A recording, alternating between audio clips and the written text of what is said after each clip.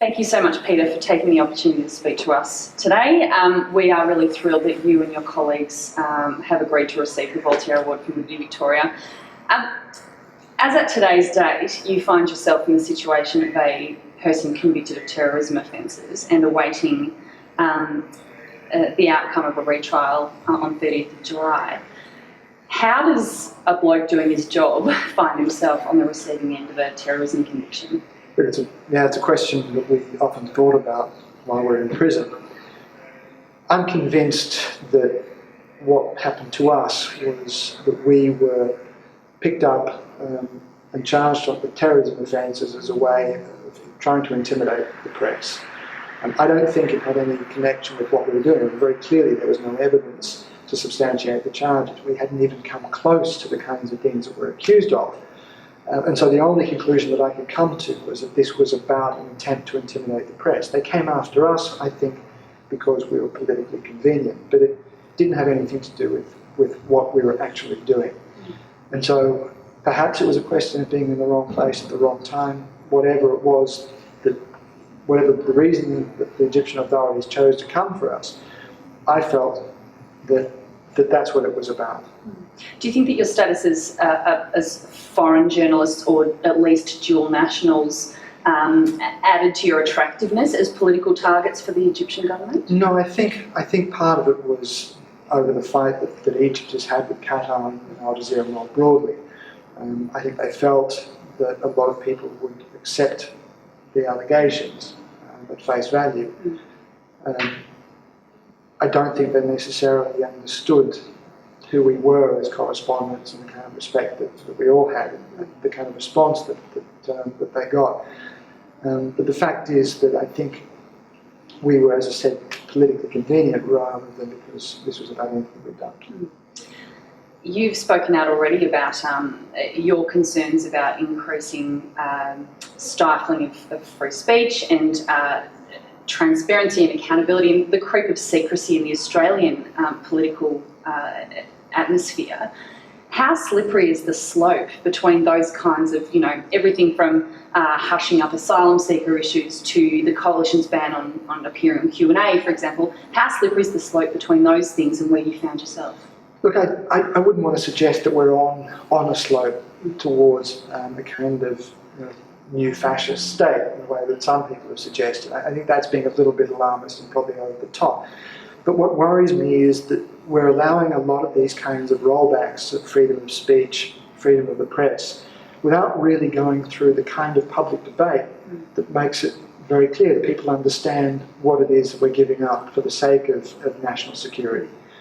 I think if we had that public debate, then I think the government could legitimately claim to have a mandate to take the kind of actions it's proposing. What worries me is that we're seeing intrusions on press freedom, limitations to the work that the press can do without really understanding what that means for the work of the press and for the ability of the press to hold free and open debate and the ability of the public to be properly informed.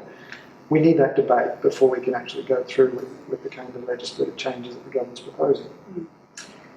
You've outlined elsewhere the various inconveniences and difficulties that you would face if indeed these convictions were upheld on retrial, such as not being able to travel to places that have extradition agreements with Egypt. That's obviously bad enough, but the prospects that face your colleagues, Bahe Mohammed and Mohammed Fahmy, are very different to yours if the outcome is bad on the 30th of July. Would you just reflect on what that might mean for your colleagues? Yeah, look, it would be really tough. I mean, I know more than as well as anybody what that would really mean. It would mean that they would have to go back to prison. We don't know for how long that might be. We don't really know how the courts might interpret the charges against us and what sort of penalties it might impose at this point. But if it does mean that they have to go back to prison, then it would be utterly devastating. Both men have partners. Mohammed Fahmy is engaged, has his wife and 3 children. It would mean that they were being thrown back simply for being journalists, for being credible reporters. So, the idea that those guys could go back to prison, I find absolutely devastating. Yeah.